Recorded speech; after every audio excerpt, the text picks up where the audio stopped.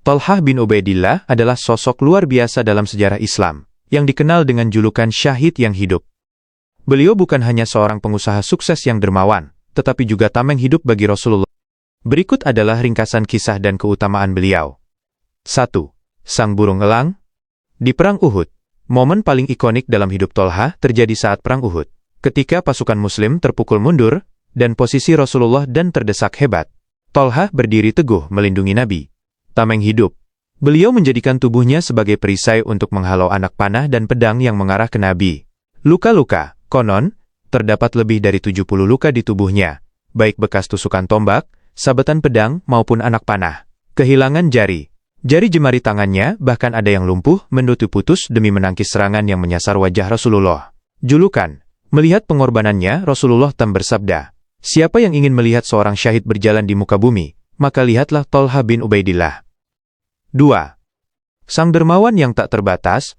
Thalhah adalah salah satu sahabat terkaya, namun hartanya tidak pernah menetap lama di kantongnya.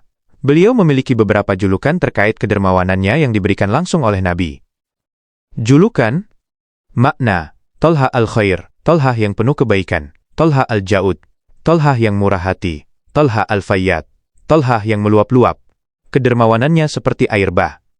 Pernah suatu ketika, beliau menerima keuntungan dagang sebesar 700.000 dirham.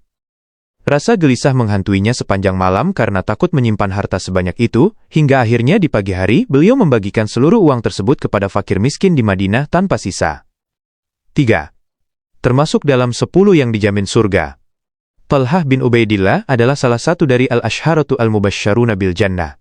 10 sahabat yang diberi kabar gembira masuk surga saat masih hidup. Beliau juga merupakan anggota dari 6 orang Dewan Syura, yang ditunjuk Umar bin Khattab untuk memilih khalifah penggantinya. 4. Akhir hayat. Thalhah wafat pada tahun 36 Hijriah dalam Perang Jamal. Beliau gugur setelah terkena panah nyasar di tengah kemelut perang saudara tersebut. Di akhir hayatnya, Ali bin Abi Thalib menangisi kepergiannya, seraya membersihkan debu dari wajah Thalhah, dan berkata bahwa beliau berharap telah wafat sebelum melihat fitnah, konflik antar muslim ini terjadi. Thalhah dan Zubair adalah tetanggaku di surga. Hari. Tirmidzi. Kisah beliau mengajarkan kita bahwa kekayaan bisa menjadi jembatan menuju surga jika dikelola dengan ketulusan, dan kesetiaan adalah pengabdian total tanpa syarat. Kisah Thalhah di Perang Uhud bukan sekadar pertempuran biasa, melainkan pembuktian cinta yang hampir mustahil dilakukan oleh manusia biasa. Saat pasukan pemanah turun dari bukit dan keadaan berbalik menjadi kacau, Rasulullah terisolasi hanya dengan segelintir sahabat. Berikut adalah detail dramatis aksi burung elang di hari Uhud. Menjadi tameng hidup yang kokoh. Saat tentara Quraisy mulai memusatkan serangan kepada Rasulullah, Thalhah berdiri tegak di depan beliau. Setiap ada anak panah yang melesat ke arah Nabi, Thalhah menghadangnya dengan tangan kosong atau tubuhnya sendiri. Tangan yang lumpuh. Dalam satu riwayat, sebuah anak panah meluncur deras ke arah wajah Rasulullah. Thalhah segera menangkapnya dengan tangan, yang mengakibatkan jari-jarinya terputus dan tangannya lumpuh seumur hidup. Melindungi dengan punggung. Beliau memposisikan dirinya sedemikian rupa sehingga punggungnya menghadap musuh dan wajahnya menghadap Nabi, memeluk Nabi untuk melindunginya dari hujan senjata. Menggendong Nabi di tebing bukit, ketika Rasulullah mencoba naik ke sebuah celah di gunung, Bukit Uhud, untuk berlindung, beliau mengalami kesulitan karena luka-luka yang dialami, serta beratnya 2 lapis baju besi yang dikenakan. Thalhah kemudian berjongkok di bawah Nabi, membiarkan Nabi menginjak punggungnya agar bisa naik ke atas batu yang lebih tinggi. Melihat pengorbanan ini, Rasulullah bersabda, "Wajabat Thalhah." Surga telah wajib bagi Thalhah. Kondisi pasca perang. Setelah pertempuran mereda, para sahabat mencari Thalhah dan menemukannya jatuh pingsan di sebuah lubang dalam kondisi yang mengenaskan. Luka yang tak terhitung. Abu Bakar Asy-Siddiq menceritakan bahwa di tubuh Thalhah terdapat sekitar 70 lebih luka, mulai dari luka tusuk, sabetan, hingga luka panah. Julukan syahid yang hidup. Meskipun lukanya begitu parah hingga orang mengira beliau tidak akan selamat, Thalhah bertahan hidup. Sejak hari itu, Abu Bakar sering berkata, jika menyebut Perang Uhud, hari itu sepenuhnya adalah hari milik Thalhah.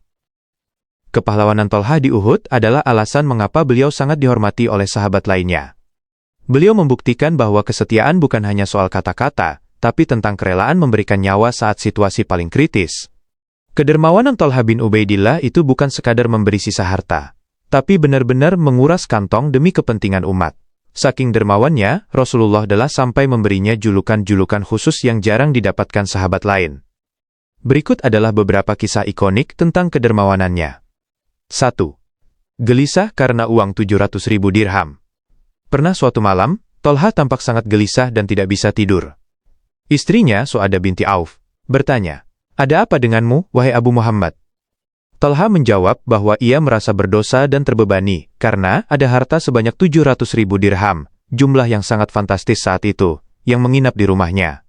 Ia takut jika maut menjemputnya, sementara harta itu belum dibagikan. Solusinya, sang istri menyarankan agar ia membagikannya kepada fakir miskin dari kalangan Muhajirin dan Ansor besok pagi. Hasilnya, esok harinya, Tolha segera memanggil orang-orang dan membagikan seluruh uang itu tanpa menyisakan 1 dirham pun untuk dirinya sendiri. 2. Membeli sumur untuk umat. Sama seperti kisah Uthman bin Affan yang membeli sumur rumah, Tolha juga pernah membeli sebuah tanah dan sumber mata air yang dikenal dengan nama Al-Yashrah. Di tempat itu, ia menyediakan air secara gratis bagi orang-orang yang lewat dan membutuhkan. Inilah yang membuatnya dijuluki Tolha Al-Fayyad, Tolha yang meluap kedermawanannya seperti air bah. 3. Menanggung hutang orang lain. Tolha dikenal sebagai penyelamat bagi mereka yang terlilit hutang. Salah satu kisah yang masyhur adalah saat ia melunasi hutang-hutang keluarga Bani Tamim, sukunya sendiri. Ia tidak hanya memberi makan janda-janda dan anak yatim mereka, bahkan ia menikahkan pemuda Bani Tamim yang tidak mampu secara finansial dan membayarkan mahar mereka. 4. Memberi tanpa pamrih di Perang Tabuk. Saat persiapan Perang Tabuk, perang yang sangat sulit karena cuaca panas dan jarak jauh, Tolha mengeluarkan harta dalam jumlah besar untuk melengkapi persenjataan dan perbekalan pasukan Muslim.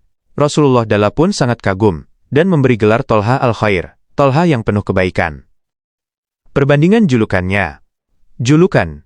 Alasan pemberian gelar, Tolha Al-Khair, karena kedermawanannya saat Perang Uhud, dan persiapan perang lainnya. Tolha Al-Jaud, karena kedermawanannya yang luar biasa saat Perang Hunain. Tolha Al-Fayyad, karena ia memberikan harta dalam jumlah sangat besar, seperti air meluap.